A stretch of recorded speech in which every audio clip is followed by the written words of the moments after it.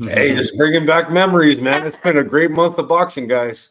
Salute, and welcome to Skywalker Boxing, 86 Boxing, and Ernest Johnson, Omega Crystals, a.k.a. Papi Chung Yayo. Papi Chung Yayo. Salute. What's up? Hell yeah, Bruce will be on in a few minutes.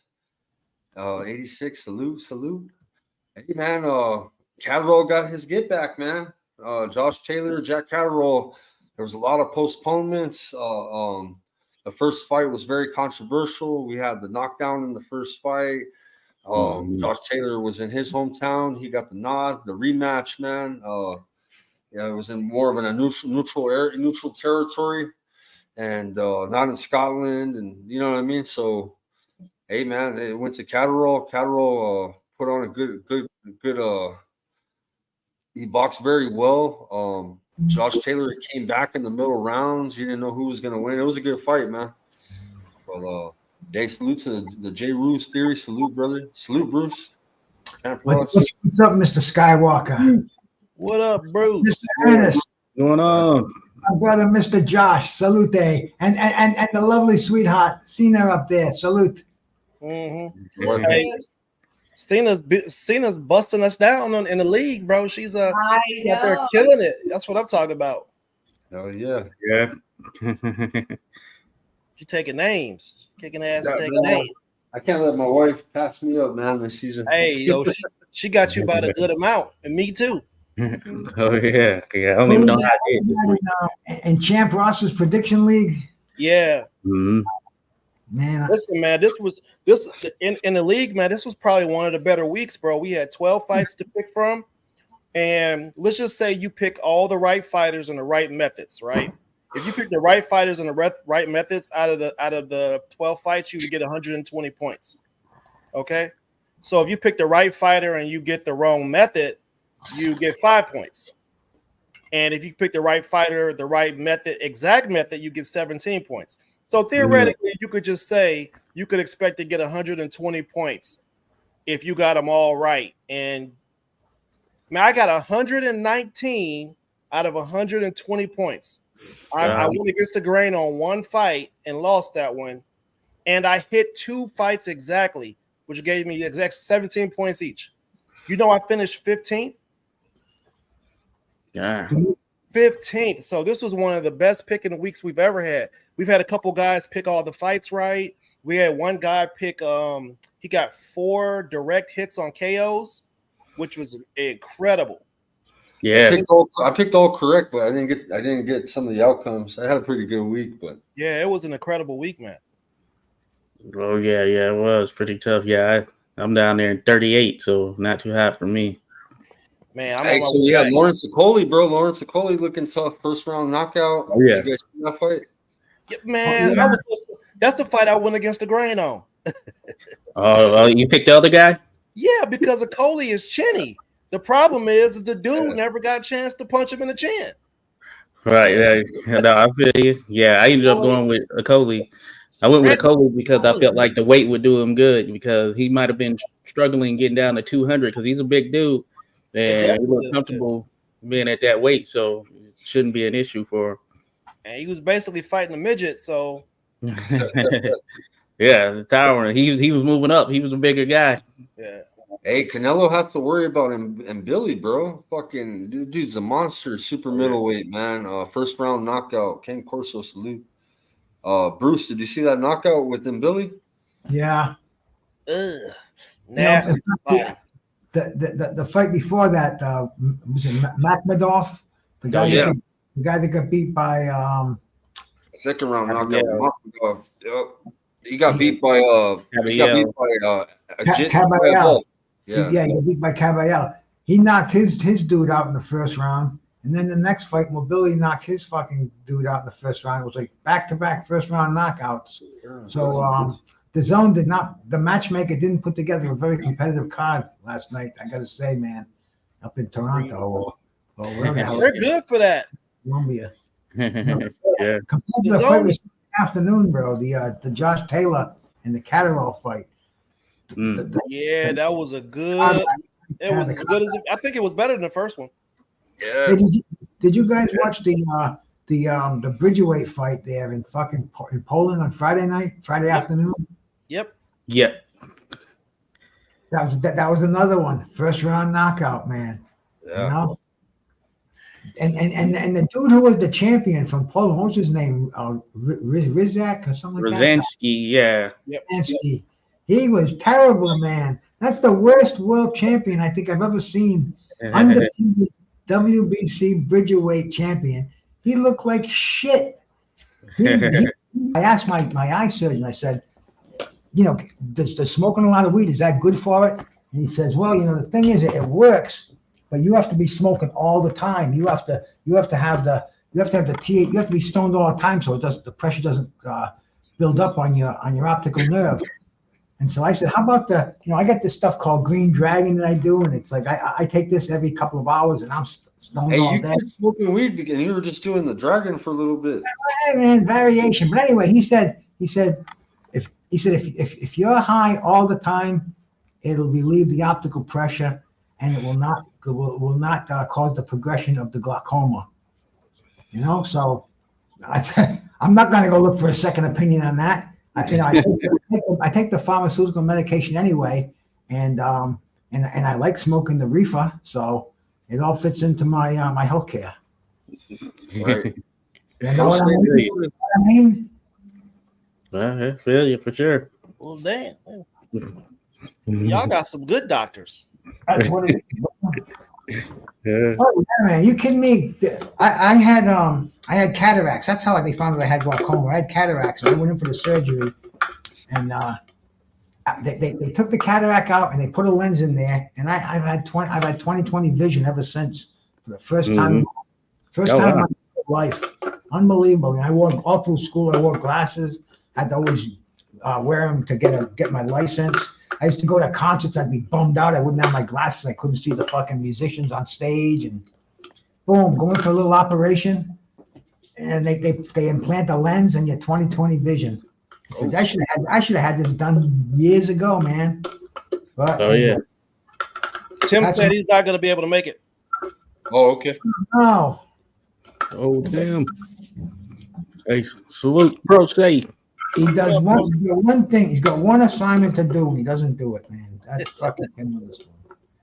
Rahid got a leak. Come through, Rahid. Chop it up, bro.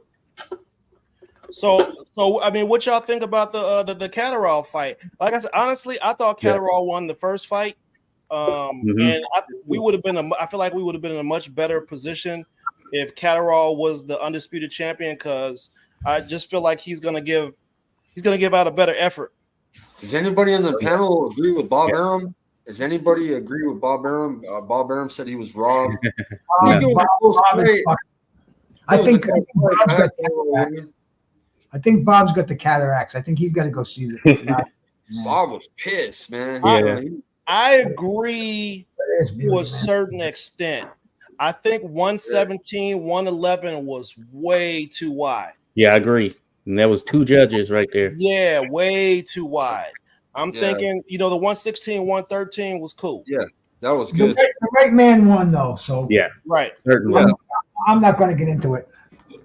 Certainly. But the Bob father, man. Oh yeah. I think he did the strong version of the edibles that day, because the Bob father loves his weed, man, and he'll tell you, he talks about it in interviews. Man, Bob. He wasn't Bob probably got Alzheimer's he made an asshole out of himself. he made a jerk out of himself in fucking in Leeds. Yeah. I'm with you. He said, I'll never let another fighter come over here again. He was way more animated than that, man. He was American fighter going to Top Rank ain't going to the UK no more, huh? If the money speaks enough, he'll have him back over there. Surely Bob will have him back over there. But yeah, I scored it on fight night scores, and I had it 115, 113 for Catterall, but certainly Catterall won that fight. It was a good fight, and better than the last fight. And I think we all got a good show. So at the end of the day, certainly the right man won. And hey, Bob, you got to run it back. If you're trying to run it back, then it's gonna be over there, Yeah, I had it 7. I had it 7-5 with one swing round that I thought was even. So, like I said, it could have went. It could have went either way. As far, I mean, it could have. There was no way for Josh Taylor to have won that fight. Yeah, I'm in agreement there. Yeah. He had some rounds that he was coming back in the middle of the fight. Mm-hmm. And but yeah, man, championship rounds, bro. Carol was connecting, you know what I mean? Cleaner shots, big shots, right? Big power punches at the end of the round and shit. So yeah. Hey, So who does Catterall fight now? Where does Catterall go? Who do you want to see him fight? He wants to fight Teofimo Lopez, but that's likely not going to happen. give him Regis. Give him Regis. That'd be a good test for him. 140 is the hottest division in boxing right now. Yeah, man. We need to see we need Russell. Oh yeah, Gary Ant's one pretty soon. What about Australia? Carol? Well, that's who's fighting. He's fighting. Right? Matthias, isn't he? Yeah, Matthias. Yeah. So I mean, bro, that's going to be tough. That's a fucking fire division, and you know the winner's got to fight somebody. So Catterall has to stay busy. Who knows? Yeah. He may win a title.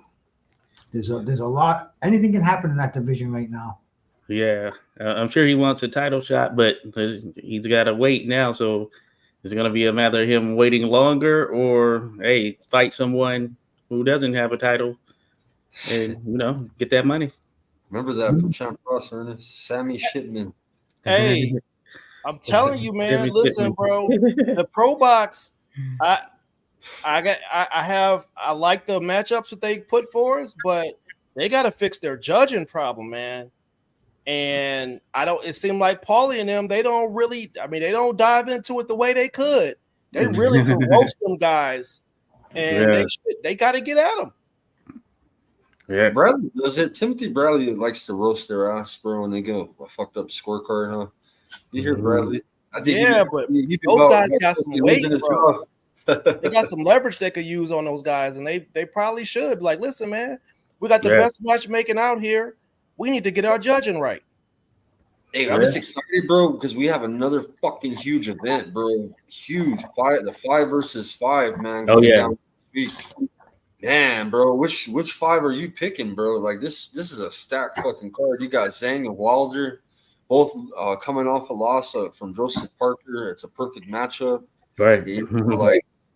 So we're gonna see the old Wilder that knocks people the fuck out. Are we gonna see Zhang the bully? You know what I'm saying? Like, hey man, that ayahuasca took it out of Wilder. Man, ain't got nothing left, bro. What's your guys' prediction on Zhang and Wilder for next weekend, man? That's gonna be a big heavyweight a fight that very interesting. It's hard to pick. I don't know who to pick on this fight, man. I don't. Well, I'm picking Zhang. I think that Wilder probably is ready to exit out of the sport here. I got Zhang winning, and I'm thinking it's happening via knockout. Just given that I think he's going to come in bigger. He's going to be more motivated from that sort of lethargic performance against Joseph Parker, where he did drop Parker twice, but he still lost because he was pretty lethargic in there. And for Wilder, we'll see. Both guys can get caught, but I got Zhang Jalay taking that thing. Is just something Has about anybody ever hit Zhang like Wilder's going to hit him? If let's just say we get the old Wilder, right? Do you think Zhang could take that shot? He got Herjavec a few times. Yeah, Herjavec was someone who touched him up. Jerry Forrester touched him up in their fight a number of years back. That was like his first draw, and some could argue he might have lost that fight. I know at the time, apparently, he wasn't in shape. He's like a smoker, all that stuff, like a cigarette smoker, that type thing, and might have underestimated things. But he's gotten in better shape here over the course of his time here in the U.S. But yeah, you don't know how you're gonna react to that Wilder punch until it happens. Zhang's left-handed, right? Yeah. So that means that joint is lined up for him, right? For both of them, really. Yeah. It's gonna be lined up. Well, that fight's not going to go the distance. Yeah, I don't see that fight ending. I mean, we got, like I said before, we got 40 punches between the two, between Zhang and Deontay Wilder when they fought Parker. Parker only had to duck like 40 total punches in 2 fights. Yeah. So if these dudes ain't in shape, then it could just be something that's awful to look at, to be honest. Yeah, and I think about that left hand that Jane kept catching Joyce with. Can Deontay Wilder take that? You know what I'm saying? He punch drunk for the rest of his life.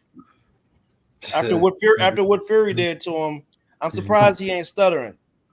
I was looking at his legs, bro. He caught criticism. His legs look like fucking some sticks, bro. Like, they do. He's always had skinny legs, bro. Don't get me wrong. Wilder's always, if you go back and watch when he fought fucking Fury, bro, his legs had muscle to them, man. They didn't look like fucking twigs, man. They look like Bambi legs. His legs the other day, they still look like twigs, bro. That's what I was mentioning that before as well. Like, because that's a part of generating your power. Your legs are that small. Are you working them? Like, what's going on? No, hey, listen, man. I got a different point. I have a different perspective on that. If you look at somebody like John Jones, he got skinny legs. There's a lot of black athletes who don't have jack tree trunk legs, who are just as athletic and just as strong, and probably could, squat 600-700 pounds with them skinny legs. Yeah. So I think he's an athletic dude. He definitely has skinny legs, and the Bridgerweight should have been the division for him if that's what they was gonna do. But I don't know, bro. I think the physics, Wilder's physics, is what really, because a lot of speed can equal force, which equals power, right? And if you have a long reach and you're able to fucking get speed with that, and you catch somebody at the end of it, it's the same thing. It's the same type of physics. So right. So that's how he caught Dominic Brazil. He was like, run that thing up. Yeah, it's a lot of it, the physics to punching. I mean, if you generate a lot of power from your hips and your legs, right? But if you have a strong upper body, which if you look at Wilder's back, bro, he's got a back built like a tree trunk. Yeah. And the thing is, a powerful punch. I was playing Topgolf today, bro. It's all about momentum. I was noticing. I was my balls, man, like 120 miles an hour today. I was like, oh, okay, this is how they hit it. So it's all momentum, bro. And I wasn't really using my leg. I was using it to squat, but using my upper body, swing. It's the same shit with Wilder, bro. He's got that momentum and that strong fucking back to throw that punch fast. That's what knocks people out. He's got definitely. You can't deny the guy that he's one of the most notable artists to ever go down in the history of boxing, man. Terrence Crawford has skinny legs. He'll be the best boxer, but fuck, he'll put your ass to sleep. You know what I mean? Crawford's legs are the size of Wilder's, but Crawford look at the weight difference. But he has a wrestling background. That's why people think they're gonna. But he's strong in the legs, even though he got some good quads. You use your quads, your hamstrings, especially when you're getting down there in those crouches and all that stuff. A baseball player would be a good boxer too, huh? They're good at generating that momentum from the hips and the legs and shit. Yep. The issue is that Crawford has skinny legs, and Deontay Wilder has the same legs as Crawford, but Crawford is at 147, 154 pounds. And Deontay Wilder had the same legs at 200. That's true. That's the issue right there. Hey, but listen. So when Crawford fought Jeff Horn, Jeff Horn, he tossed Manny Pacquiao around like it was like he was tossed pizza dough. Just you know what I'm saying? Like he's just tossing him, bro. And I was like, okay, Jeff Horn might be a little bit too big for Crawford. Maybe he's gonna toss Crawford around. No, sir. No, he handled him. Yeah. Crawford picked that boy up, turned him around, and put him on the ropes. I said, okay, that's it. Yeah, I recall that. Yeah. I thought, Horn, he had his little moment. Shouldn't have got that many victory, but hey, he was in there, he was handling them in that way from a physicality standpoint. That was his thing. So let's see what else we got on that. So we got what, Raymond Ford and Nick Ball. Yeah, Ooh, it's good, bro. ooh. Nick Ball's been upsetting. I've been fucking up going against him, bro, and he's pretty damn good, bro. Nick Ball, What, man? Raymond Ford, Everything bro. hard. Yeah, Raymond Ford showed a lot of heart, bro. For He gonna need it for this fight. Oh yeah, that's what I think. First defense, man. You know what I mean? He gonna need it for this fight. Yeah. Oh yeah. That's what I think. Yeah, I think Nick Ball is going to be all over him. And Ford, yeah, he's got heart for sure. You know, he got that win in that last fight when he was down on the cards and all. So yeah, you're right. He's going to need that because Ball, he looks like he's like a wrecking ball coming through there. You know, pun intended. Right. He believes if he don't stop him, he ain't gonna win. So yeah, he coming with that mindset. If he could, he could close that distance on Ray Vargas like he did. I think he's definitely going to be able to do so. Ford, who will be bigger but not as long as Vargas. Right. That's gonna be an all-out war. Philip Berkovich and Daniel Dubois. Who do you guys got in that fight? Oh yeah, that's a good one too. That's a very good one right that's there. Tough, man. I mean, I think I might have to go. Oh man, that's 50-50, bro. Yeah. I don't trust black British dudes. I've been telling y'all that for the longest. I just don't trust them. They mentality is a little bit different. But I mean, Daniel Dubois, I mean, he went in there, he shows a little heart. You know what I'm saying? He got a little baby brontosaurus heart. And I don't know. When Joyce jabbed him to death, right? I just felt like that was it for him. Yeah, but it's the heavyweight division, bro. Yeah, I know. I'm with you there. Yeah, he bounced back pretty well. He's looked good, you know, in spots thus far. But I said earlier, I think that Hrgović probably stops him there late rounds. I'm thinking between like 8 and 10, somewhere between there, because that's generally when, for the guys that have beat Dubois with Usyk and Joyce, it happened around that same time frame, 9th, 10th round time frame.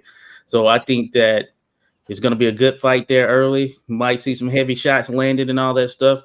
Hrgović, I think he's going to live up to, or he needs to live up to that kind of hype, because many saw him as being one of those guys who would be up there in the top echelon there in the heavyweight division. So I like both fighters, but I do think that Hrgović probably puts on a pretty good performance this time out, because, you know, he was dealing with a lot of things prior to the matchup with Zhang and all that stuff, where his father died and all.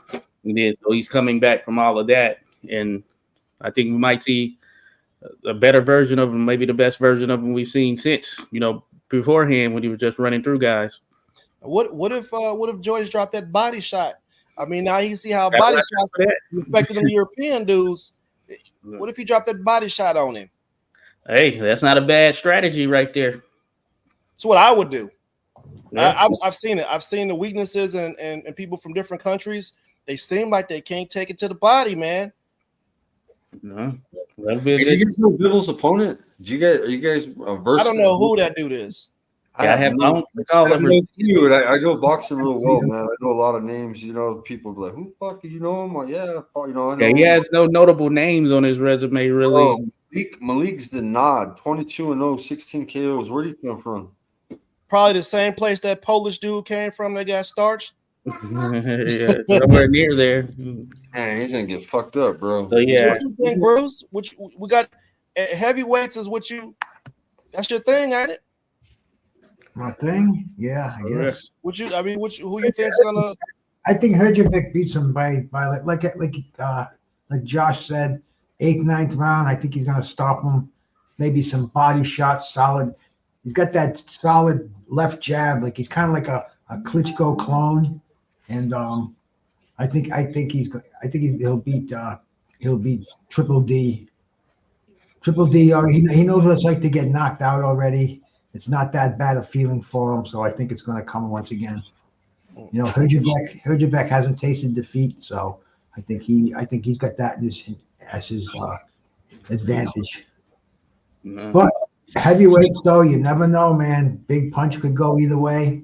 We see it all the time, and I'm I'm gonna be there. I'm gonna be in Riyadh, Saudi Arabia, when that fucking opening bell rings until the final Deontay Wilder Zhilei Zhang fight, man. Yeah. It's the whole card's badass. To start it off, I don't know. I've heard of Willie Hutchinson, I believe, but Craig Richards, I don't know him. British level fighters. Yeah, but then you got Austin Emma Williams to open up the 5 versus 5. Hey, he's in tough, bro. Yeah, he is. Hamza's He is in good. tough. Yeah. Yeah, Shiraz is no joke. I know Shiraz. I know Yeah. Yeah. We're talking about that earlier on the stream. Yeah. I think that, Emo, he's showed some, he's looked good in spots for me. I haven't had an overly impressive performance in terms of the level of competition, by comparison. But, man, yeah, I think he is in tough there with Hamza Shiraz, long fighter. He can punch, and he knows how to use his length as well. We saw that how he did Liam Williams, and it was easy work right there. Yeah, he did him greasy. And then, Ammo would definitely have to put him on the back foot, but he could box off the back foot. He showed that. Yeah. Man, listen, man. Ammo does. I agree with the spot comment because he doesn't. I feel like he could be so much better, but he does kind of. He takes breaks and he does some things that are just not. It's not. It seems like he's not progressing really. Yeah. No, I see what you're saying. But he's training with the Charlo. So I mean, how are you? You're not getting a good work ethic from them? Maybe not right now. But Shields got a good stable, man. He's got really good shot. Yeah. I got to take this call, guys. Maybe I'll come back. All right. Cool. All right, Bruce. Yeah, but I like Ronnie Shields, bro. He's got a good stable, bro. He's got a lot of killers, man. I like David Morrell Jr., of course, man. He's one of the top dogs, right now. Yeah, you can't be hanging out with the Charlos and shit. You can't be going out and drinking and shit. You know what I mean? Yeah. Definitely can't do that. But I think it's a good fight, though. I do think it's a good fight. But we'll see both tested. Yeah. I disagree, Joshua Woods. Just because Eddie Hearn found a way to take over all the marketing, and he got that Saudi bread over there to pay for all those expenses, doesn't mean that the better quality fighters are coming from over there, because they clearly don't. Every time they come to the States, except for a few, they get waxed. They get done greasy. Japan has been doing their thing this year too. If they go to Japan, they lose. If they come to the States, they lose. They stay in England, sometimes they win. Yeah, interesting. Yeah. Who would you say your favorite UK fighter right now, active UK fighter right now that you like a lot, man? Me? Yeah. Who's the most skilled out there right now that you're following and shit that you can see being a world champ? Well, I used to think Benjamin Whittaker until I seen his last fight. Yeah. I like how he was styling on people, but about 3 months ago, I thought he's not ready yet. Yeah, we need to see more from him. I need to think on that. A lot of fighters over there I really like. I like Conor Benn. Kabayel. Dirty. I got to give Kabayel his thing. I mean, he's not British, but he's German. Yeah. Kabayel's a beast. I got to give Kabayel his propers. I used to not Josh Taylor. He's Scottish. Oh, what's the other guy? It was a Scottish dude. Not Josh Taylor. It's not Josh Taylor. He has a style that was like him. I think he was an Olympian as well. Here, I'll tell you in a second. Yeah, I like just in terms of thinking about potential, I like Dalton Smith. Yeah. He was supposed to fight Emma Williams at one point. That fight never materialized. I think that would have been a good one there. And from what I've seen from Dalton Smith, he looks pretty solid. And I think he has that potential, certainly, to win a world title. Definitely want to see more of him. And Yeah, so he's one. There's some others. I remember they've had some that had a lot of potential as well. That like Josh Kelly. I remember he was looking Josh to be Kelly, that that guy. was the guy that I was thinking of. I Yeah. used to like him a lot, man. Yeah. So we'll see how he continues to Sonny bounce back Edwards. from that loss. I definitely like Sonny Edwards, man, but he bit Oh, off yeah, a little Sonny. bit more than he could chew. Yeah. Yeah, that was a good fight too. Him and Bam, that was a very good fight. He didn't do if he had did what he normally does, I feel like he had a shot, but you can't just sit there and bang with Bam. His name is Bam, bro. You don't bang with somebody named Bam. Bam. Yeah. I gotta look up the betting odds on the Shiraz and Ammo Williams, and then the Nick Ball and the Raymond Ford fight. Those are all pretty good matchup, man. All the matchups are fucking badass, bro. Even the heavyweight matchup, because they both lost to Parker. You know what I'm saying? Both can bang, right? Is it Nassim's son, or is it? Yes, his son, right?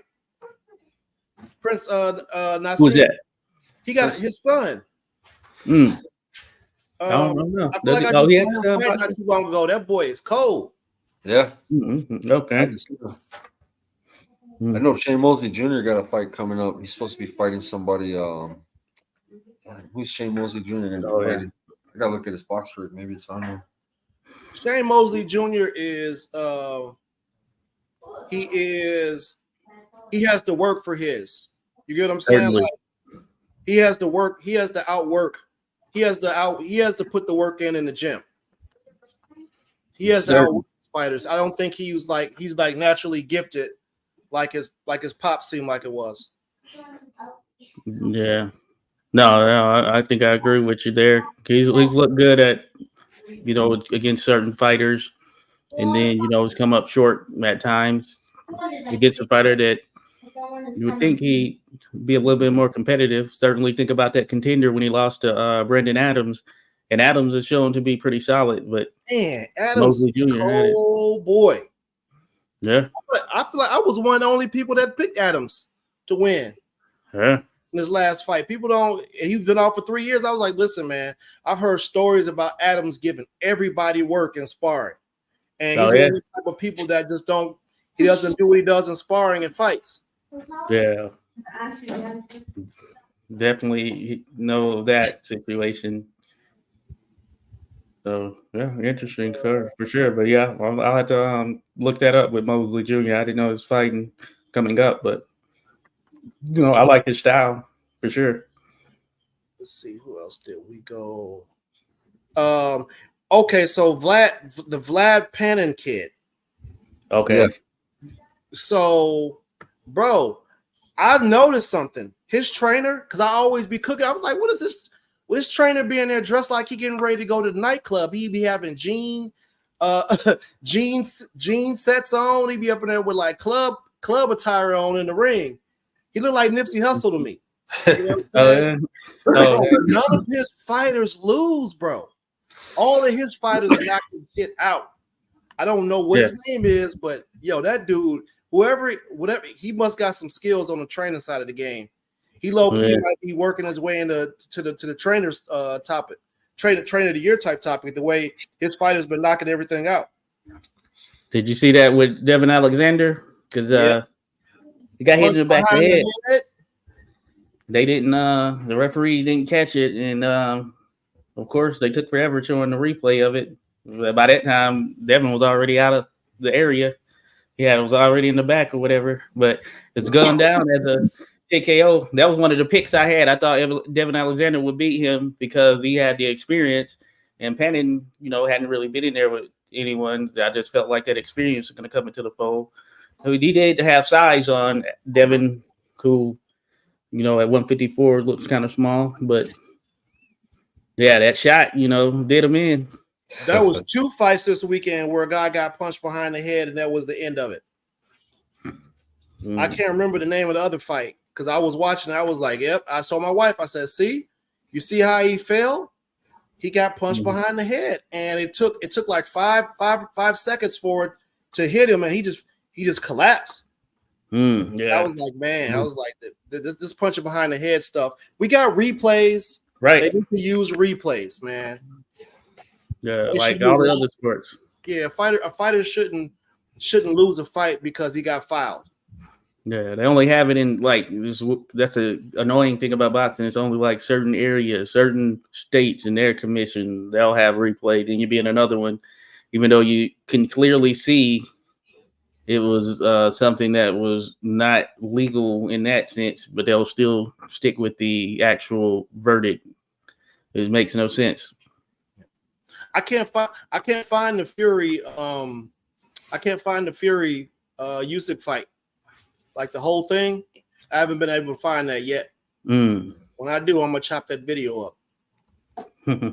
Oh yeah, we need you to do that. Mr. Ryan Garcia.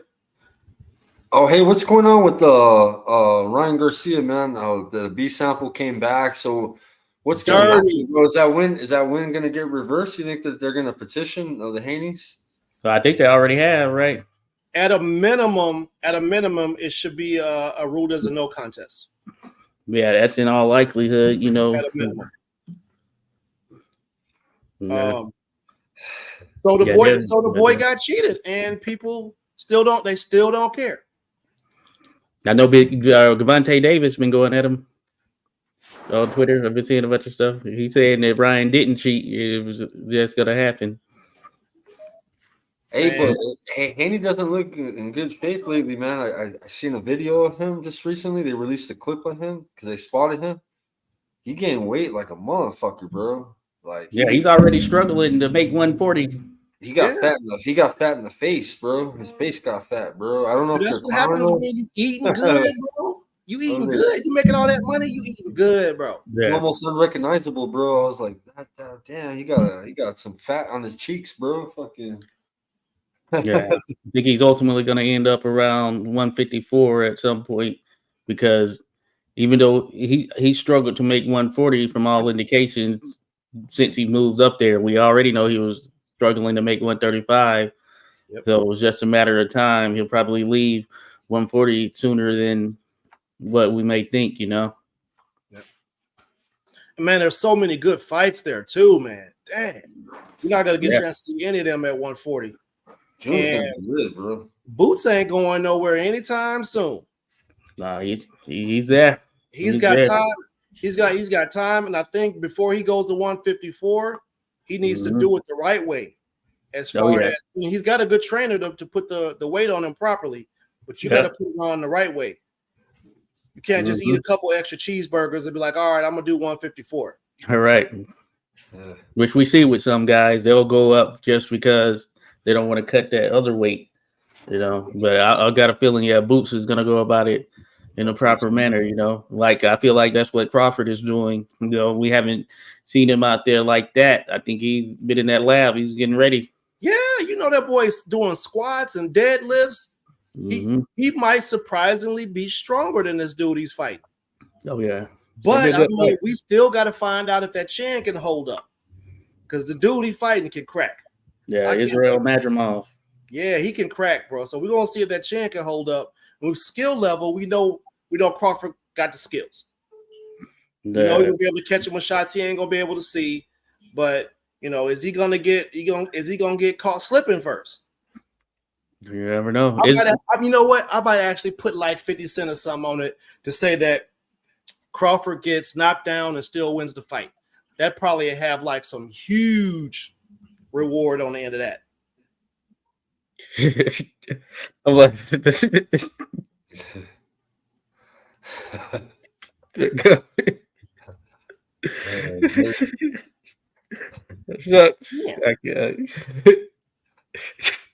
Damn. You gonna do Devin like that?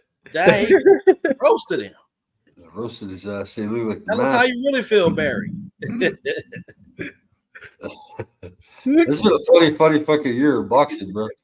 Yeah. Hey, we're gonna have Spencer Pandora fighting, bro. That's gonna be a tripped off fight, bro. Who I got in that fight?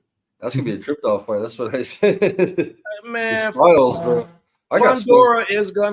Fundora might do Spence worse than Crawford did. Hey. Just off the jab. Hey. All right. Just off the jab.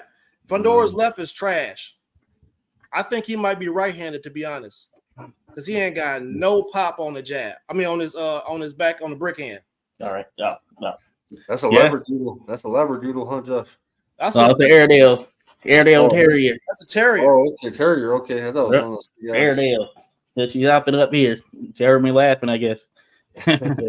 Yeah, me and my wife teamed up to cut Zoe's nails today. We got one of those trimmers. Oh yeah.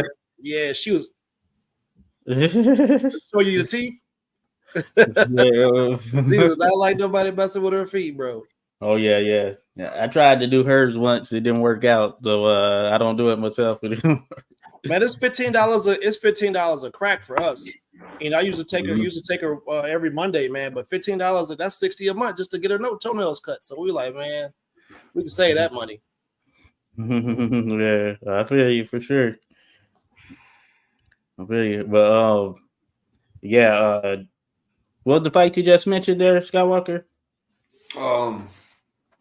Which one? The Bivol fight or what? No, there was another fight a fight we were mentioning. I was about to comment on, but I forget who it was. We had just mentioned it, but yeah, no biggie. Oh, the 5-on-5 we're talking. Nick Ball, Raymond Ford. Oh no, we were talking about something else, but we were talking about Crawford versus Madrigal before that. But Spence and Spence Fundora. Oh yeah, what I was going to mention there. Yeah, I think it's interesting because Spence or Fundora is, of course, we know tall and long and lanky, and it looks crazy at that weight. But generally, I think it's because he's in the boxing ring. If he was on a basketball court, then it would be no issue, right? But that's going to be interesting because Spence is good to the body. And we've seen that in the past. But that being said, what is he going to look like there at 154? And depending on how Fundora fights, because in the past, he's been one of those guys that he's just in there mixing it up, trying to bang. He's not using his size or whatever. And he tried to clean that up a bit here in this last fight. And some feel that Tim Tszyu was going to win it or whatever. Maybe that was the case. So I just found it to be pretty interesting. I like Fundora, and we'll see. We'll see. And it's hard to say what Spitz is going to look like, but maybe he's more comfortable, with the extra poundage on. But that's still going to be interesting. He'll have a lot of body to touch on. So we'll see. Yeah. I changed my opinion. Spence stops him to the body. That's what I'm saying, bro. He stops him to the body the same way he did Ocampo. He's got to work on getting past that, bro. But he got to get past it, man, bro.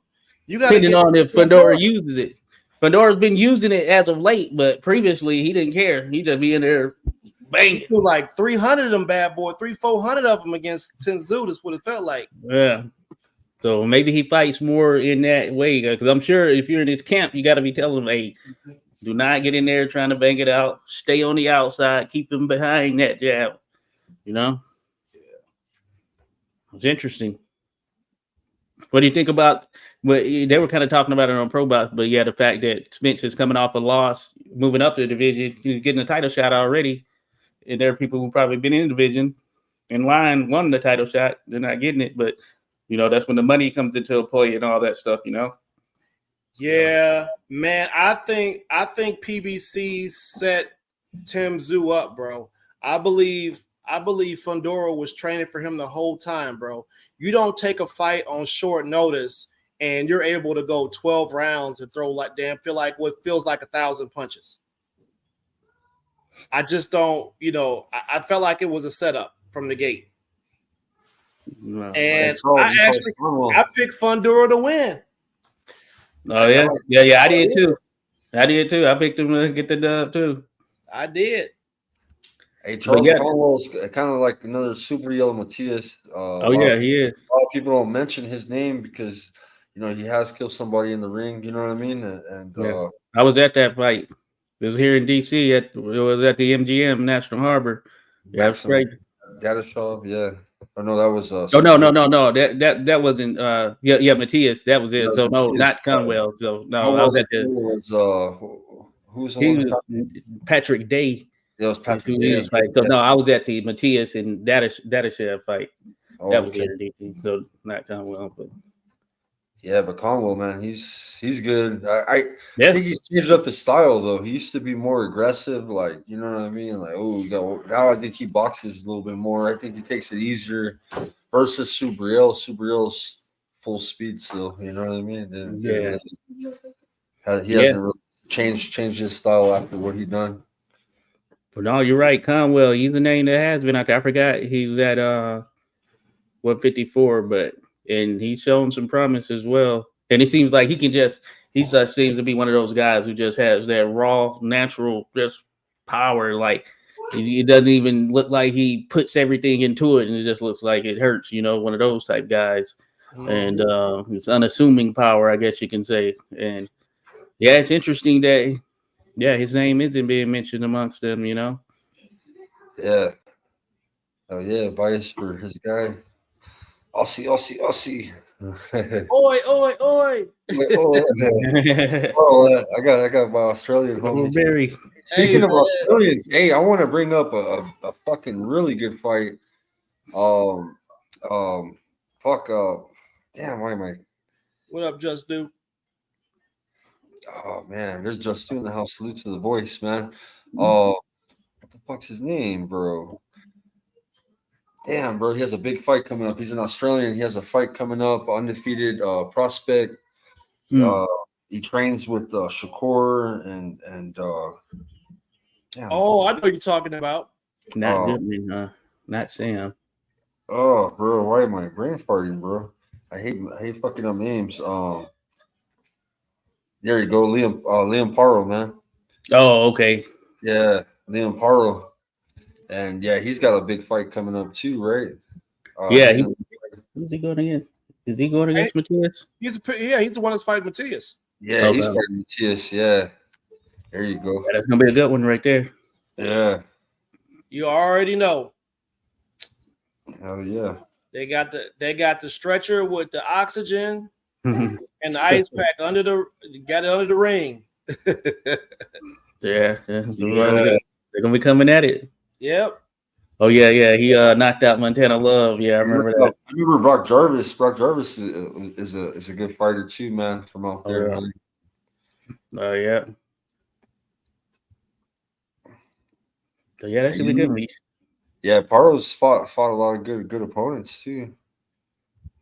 Yeah. 11-0, 17-0, 12-1, 20-0, 20-0, 18-1. Fuck, bro. Yeah, Australia's got some guys now who are on the up and up. You know, Sam Goodman. He was in the ring after somebody fought. I can't think of who it was, but he's looking to fight somebody in a big time fight, and he's looked pretty. Oh yeah, he was in there with Inoue, so that'd be a tough fight, of course. But Goodman, I saw him when he beat. I think it was Reese Aleem, and I like Aleem. And Aleem could box. Slick, all that good stuff. Good all around fighter, but yeah. The one thing you know with the Australian fighters, man, they got heart, man. They don't quit. That's one thing I like about them. They're not gonna quit. Hey, watch that be an upset, man. Watch Barry Calder right here on Skywalker Boxing. Oh, really? Paro got a chance, bro. He's a good opponent, bro. He's actually a step up, man. I think right now for Matthias. So hey Barry, did you think that Lomachenko was gonna lose to your boy?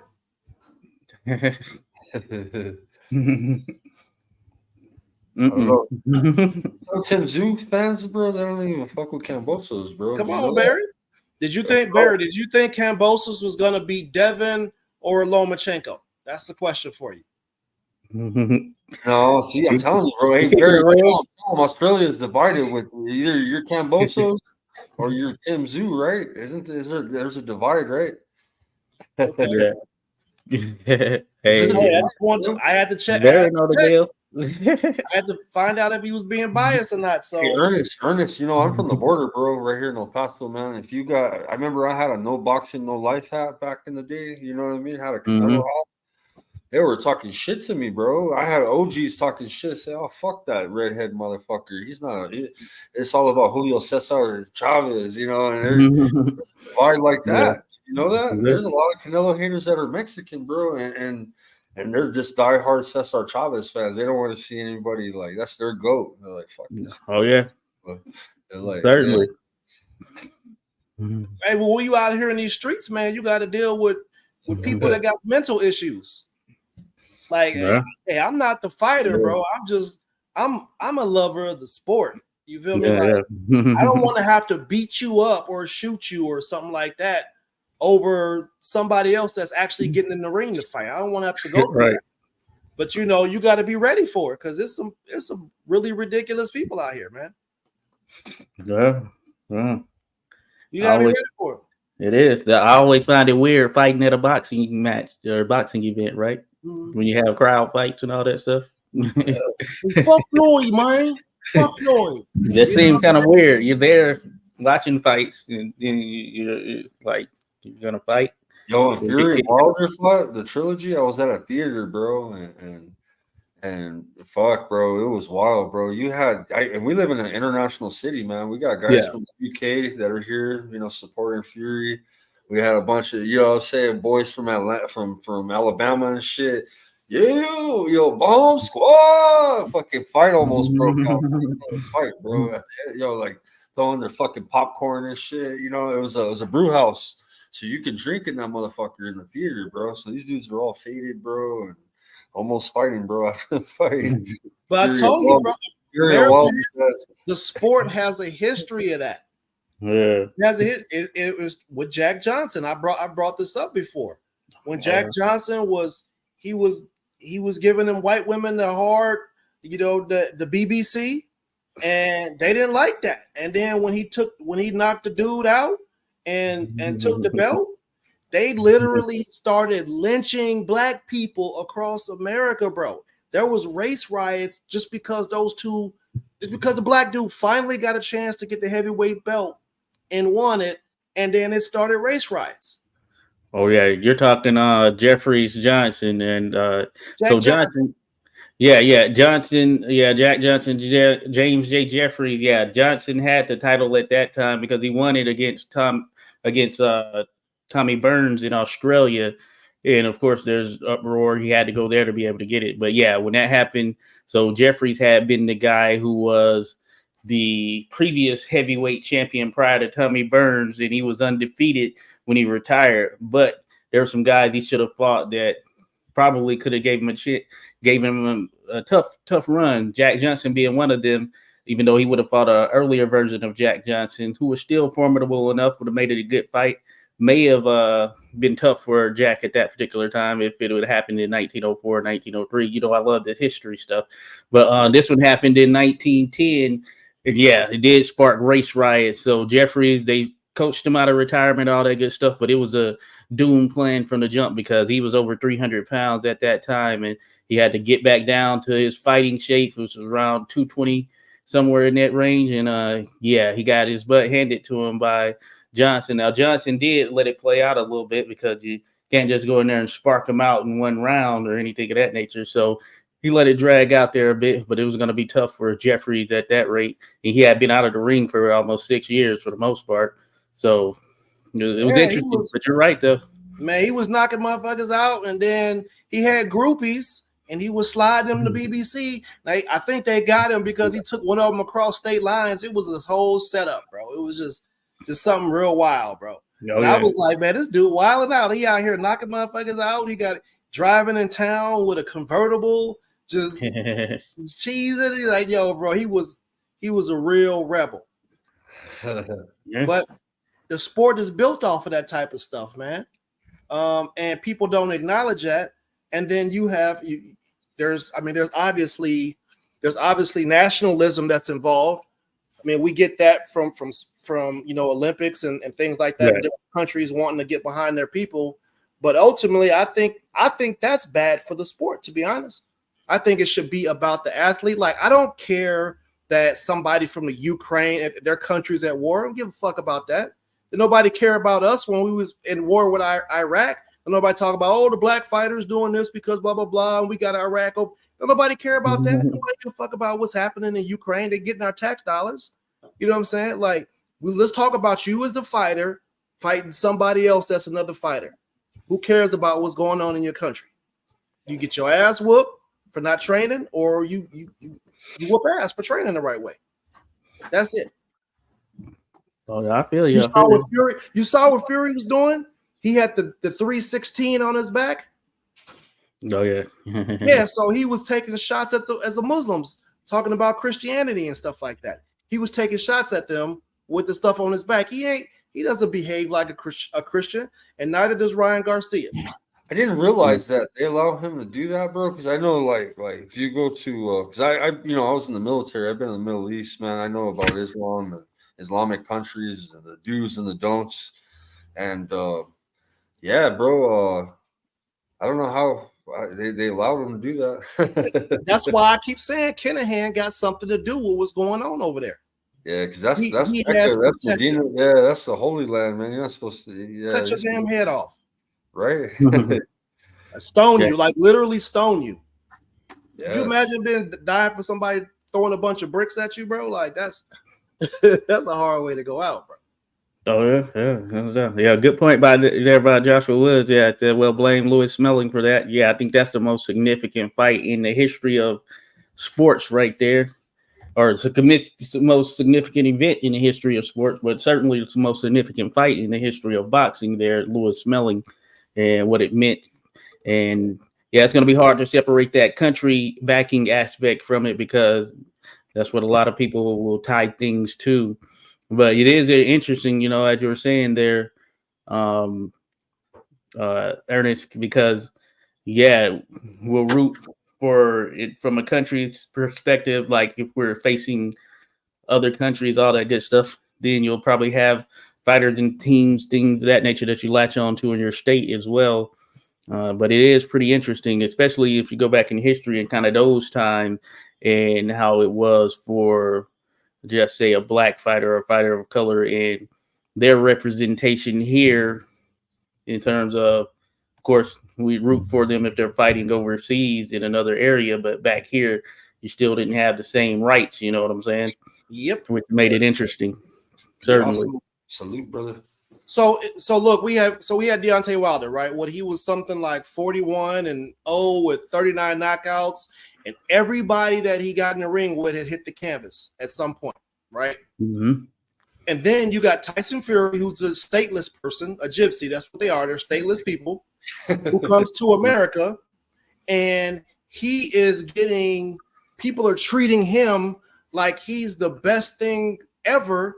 Like even American people, white American people, are siding with Tyson Fury. But when Tyson Fury's into another match with somebody like a Wallin, he can't even sell the arena out. So it wasn't that people was liking Fury as the person or as a boxer. It was more of a race thing. It was more of, okay, I'm taking Fury to beat the black guy. We got to get him out of there. Mm-hmm. And that's what it feels like to me. I think there's some aspect of that. That's what it feels like to me. It was like, okay, so you guys are just siding with dude just so you wanted to. So what happened? You got these Brits coming over singing this Sweet Caroline shit over here. That song is trash. I'm sick of hearing it. Right? That shit's trash, bro. You know what I'm saying? Oh, I like that song. I'll be driving with it. Sweet Caroline. Trash. On American soil, like I think we should stop doing national anthems, bro. To be honest. We shouldn't play any national anthems before any boxing match. Fuck all that. Hey. Fuck all that. National anthems are trash anyway. They all sound very European.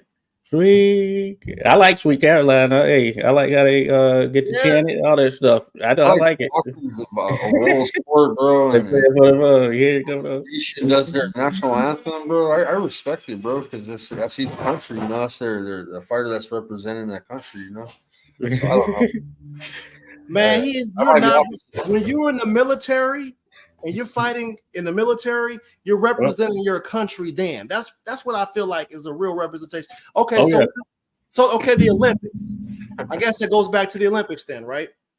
The people who are in the Olympics that are competing for whatever, they're basically that's a representation of the country. Yeah. And that's an amateur sport. So I think it ends there. I think it ends there after the Olympics. Yeah, that's the Olympics. Yeah, that's when their time when everybody comes out. You hadn't got together for the last 4 years. We're gonna show up for the Olympics to root for your country. Bro, you know they got breakdancing in this year's Olympics? I did see that. I see that. You guys gonna sponsor me? Man, bro, I don't know how I feel about that, man. I can still get down, bro. Oh yeah, I saw you doing the little hand thing. I have a 40-year-old league. I'll have to get involved, bro. Let's do it. Let's build the team. I think it's gonna be more like gymnastics. I could do windmills. I could do. I still got some shit, bro. Shit. It's like riding a bike. Let's do it. You need to field the team right there. Let's do it. I got a good up rock. I got my little floor rock. So Skywalker, I don't know if you have you. So aside from Korea, have you been anywhere in Europe? No, bro. I filled up in Germany. They didn't even let us out. Nothing, bro. We just let me tell you something, bro. There's nothing like the sports levels over in Europe is off the chain. Oh yeah, like they are so tribal about their teams. Motherfuckers they break out into song about everything. It's like you in a musical, an angry musical. Motherfuckers just start singing, start chanting some song, and it's wild, bro. Some of the soccer matches, football they call it. You might mess around and die after over somebody scoring a goal. You feel me? Like it's really wild, bro.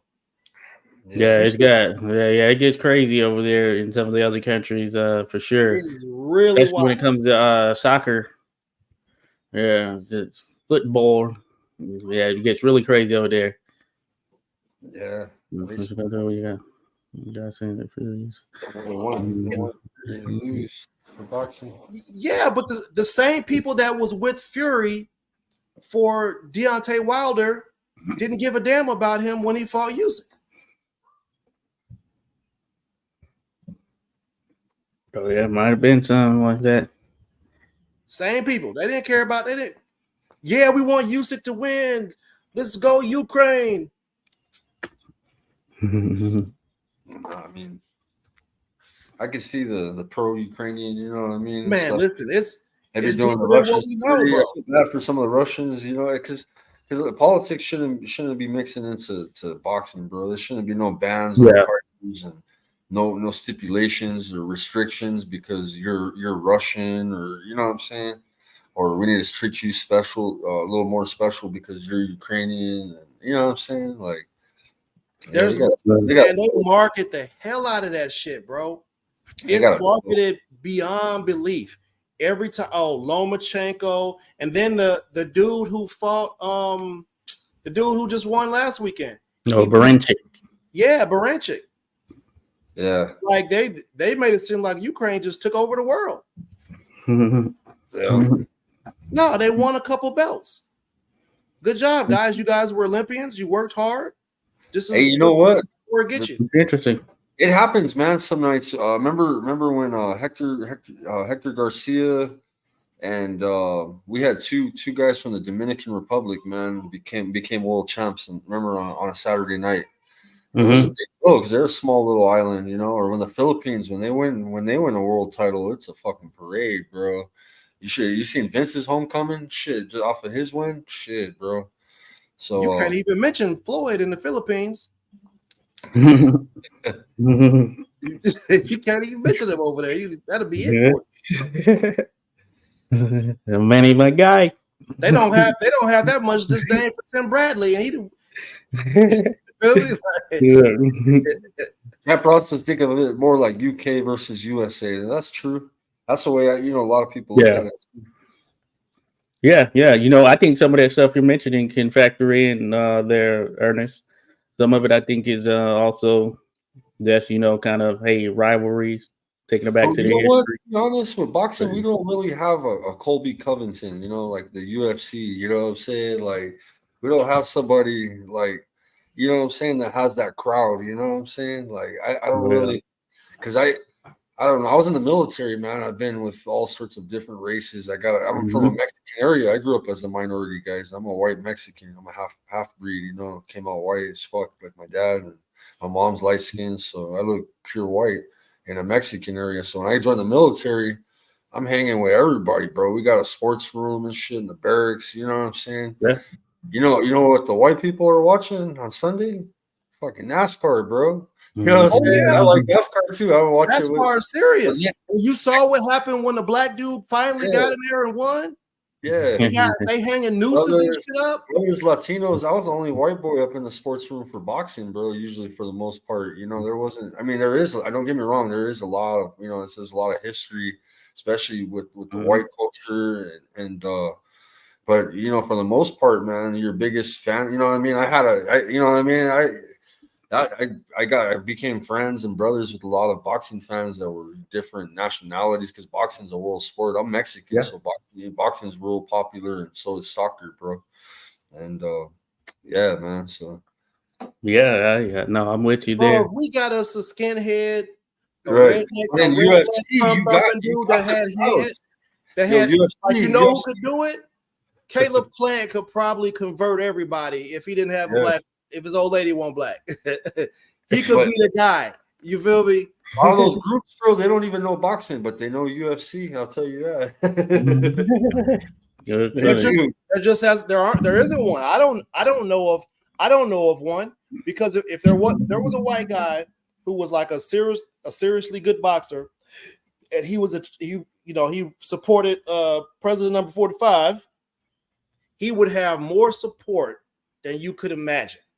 And it wouldn't matter. Like, yeah, bring us Devin, man. Fuck the Muslims. We'll whoop his ass and send him back to where Allah got him from. They'd be on his ass. You feel me? Like, I mean, we could use something like if that's what we're looking for.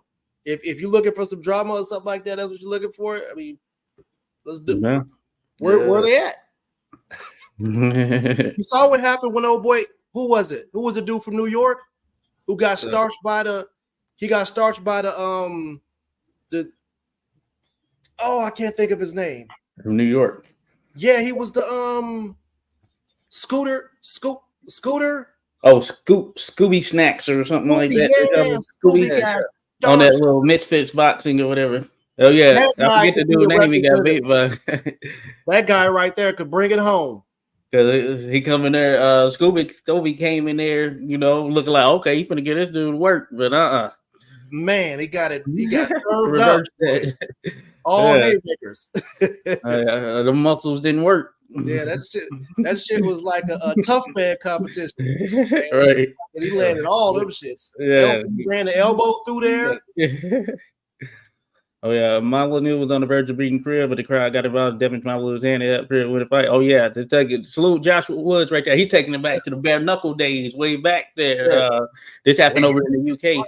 Josh, yeah. Well, Tom Cribb, he was like a champion. I think a heavyweight champion there in the bare knuckle world at the time, and he fought Tom Molyneux, who was this black fighter from the U.S. who got his freedom after he beat another fighter he worked with. It was like he was a slave, I believe, and he had got his owner was going up against another guy, and they had two fighters, and his fighter was Molyneux. It was like, hey, if you win or whatever, they worked it out where you'll get your freedom. He ended up getting his freedom because he won and went over to the UK or whatever. He was trained by this other dude, Bill Richmond, who was another black fighter that had similarly moved over to the UK at the time, and Molyneux was giving Cribb that work, who was the guy there, and then some of the crowd, people surrounding would, be doing things like hitting his legs and all that stuff. They were like breaking fingers and all that. They're in the midst of things. This is the bare knuckle world, so we just got the written history and stories of it, of course. But Molyneux, he was one of those guys. But if you look at it from that time frame. This was like late 1700s, I want to say. Well, that's way okay. Yeah, The year of this shit. Yeah, Yeah. the gypsies are famous for the bare knuckle. Oh yeah, certainly. And England was where, you know, that I would say England, pretty much the UK, just the surrounding areas in general. That's where the bare knuckle fighting was heavy, and the top guys were at that particular time because of the fact it was illegal here in the US. So they had some skilled fighters for sure. Bill Richmond. Oh yeah, Richmond. Yeah, he had lost the crit. Yeah. So, well, Joshua, knows gang. Oh, 1810. Okay. So yeah, early 1800s. Hey, boy. Hell yeah! I learned today. I didn't even. I had no clue, bro, about the race riot. All sorts of shit, bro. Like fucking damn, bro. Oh yeah, a lot of stuff there. Jeffries Johnson. So there's a lot of cool history, man. I know the '80s, man, pretty good. You know what I'm saying? I'm always, infatuated with that era. You know what I'm saying? I go back, I watch Alexis Arguello. You know, boom. I like a lot of smaller guys and shit like that, and then the heavyweights of the '80s, of course. You know what I'm saying? You don't gotta go back that far. You can go and watch some old HBO, some of the HBO fights, and just listen to what Lampley and those guys are saying. Listen to the way they're saying it, about who they're saying it about. And they were just open with it. Oh, yeah. You know what I'm saying? So if you just go back and listen to a couple of them, you'd be like, damn, that sounds kind of racist. That sounds kind of slanted. Like, what do you mean? Like, why are you saying it this way? Why are you putting it in that? Why are you not? It's weird, bro. And then people who are watching that stuff, they're watching it in a relaxed state. They're just listening to what these guys have to say, and they just rinse and repeat. They just take it in and they just repeat it. And it's like, yo, hold up a second, bro. This is why we have a BET. Yeah. This is why we have a Black Girls Rock Awards. This is the reason why we have to do these things, because on mainstream media, you get this slanted perspective that everybody listens to, and it's not a great representation of, it's not a fair representation of what the people actually are. And I hate that for the sport. No, I feel you for sure. You do see some of that for sure. So yeah, and that's why I'm all for different avenues, Well, we got some dope Polynesian fighters out there. Yeah. Tongan dudes, man. Them motherfuckers is tough as nails, bro. Oh yeah, no doubt about it. No doubt. Real Australians. So yeah. So there's some tough ones out there. Yeah. Jao Pataya, he's the man at cruiserweight right now. Yeah. Of course, Joseph Parker, we see what he's been able to do. And just when we thought he was down and out, coming off a win over Zhang and Wilder. So Parker, he's been doing it. I like Parker. I got a theory, man. Me and my dad talked about this probably back way before Joshua got a chance to get the belt.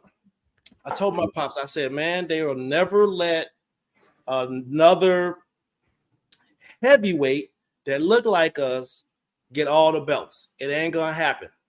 And he's like, he hit me up the other day. He was like, man, you know what? You was right about that. I was like, yo, you haven't seen all the obstacles that have gotten in the way of those things. I think Alexander Usyk, aside from the politics and stuff, I believe now that they have this Bridgerweight thing shaping out, I believe Usyk can actually go and become a Bridgerweight undisputed champion and rewrite the history books and be the first one to be 3-time undisputed in any weight class, because they stopped Crawford from being able to do that, because Crawford wanted to go fight our boy who just took all the belts. Right? Charlo. Charlo became undisputed. Yeah. Crawford wanted to go fight Jermell. They stopped that. And then Jermell went to go fight Canelo. He never defended his undisputed. He just disappeared.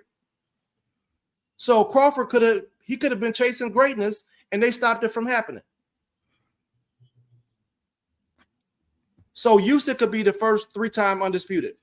It's about the history books. It's about stamping your name on time. And it doesn't matter because the people ain't going to be alive to say, oh, well, he ducked this person, he ducked this person. The record books say he was the first 3 times undisputed.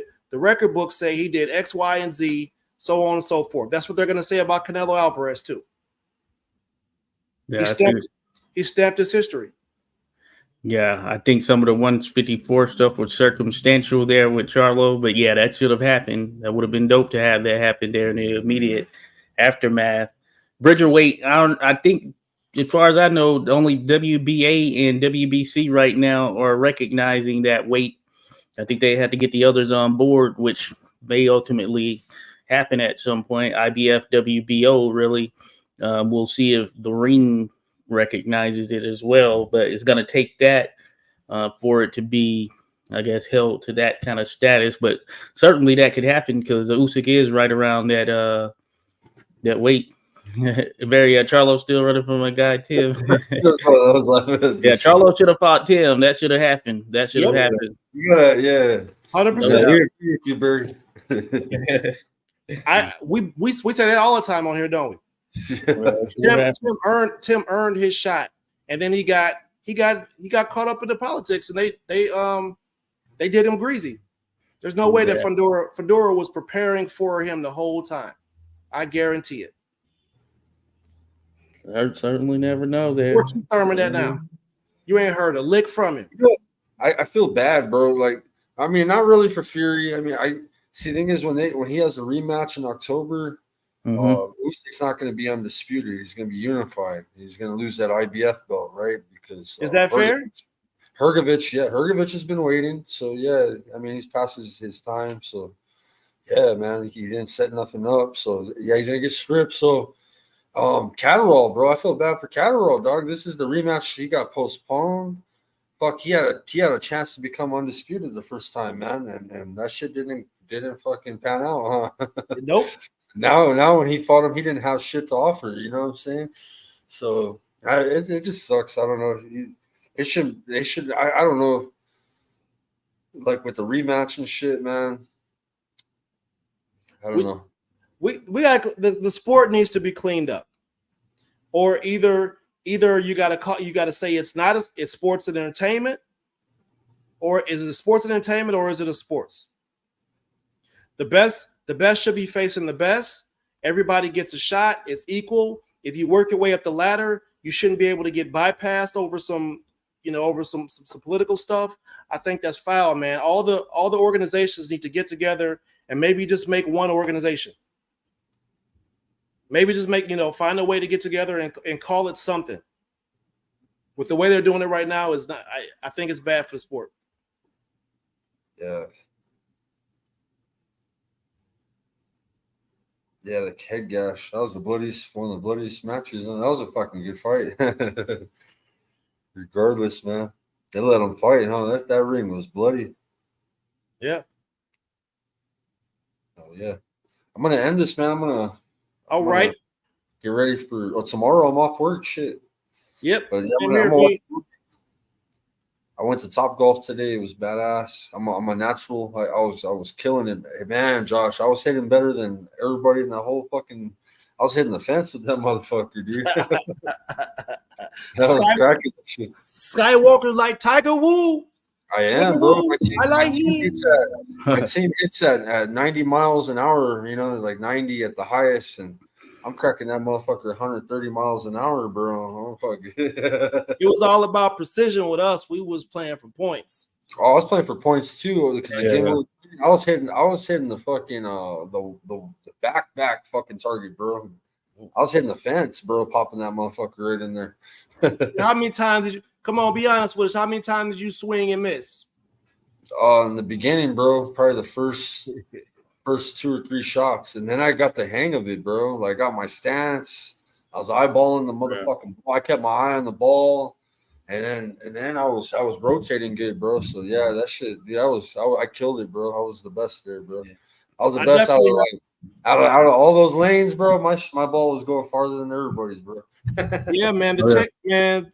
That's a very technical sport, man. Yeah.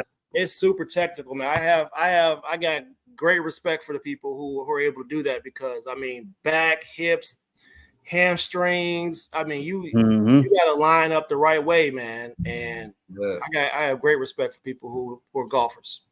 Shit, that was my first golfing. It takes some technique for sure. Yeah, anytime I've done it, someone taught me how to hold it when I was younger. So I always go with that little hold, or whatever. But I know I had points in which when I first did it, of course, thinking power, but it's not about that power trying to swing it like you're swinging a bat or anything. It's like that form for sure. Yeah, keep that arm straight. Yeah, that's stiff right there. Get that torque. Yep. Bring that thing up. So I don't do too hot when I play, but I've done it a few times. Not me, bro. Listen, I'm playing to win. It don't matter what it is. It could be checkers, chess. We could be flipping quarters. I want to win. You feel me? I do. Well, yeah, I suck at that. Some cats bring their own drivers out there to the Top Golf. They're like, no, I gotta have my stuff. Swinging that thing. All right, fellas, man. We'll catch up later this week, man. Like I said, we got some good fights, man. Certainly. I don't make my picks this early. I do film study. Yeah. Oh yeah. Good. That's a good way of going about it. I do film study for I know my fighters by the time they get in the ring. That's good stuff. Oh yeah. Thank you guys for constantly drive safe. All right, later. All right. Peace. Hey, y'all make sure y'all say a prayer for the ones we lost. Oh yeah. This is about them. Oh yeah, Memorial Day shout out. Simplify to all my fellow Marines out there. Showing love for sure. Much love, man. All right, guys. Peace.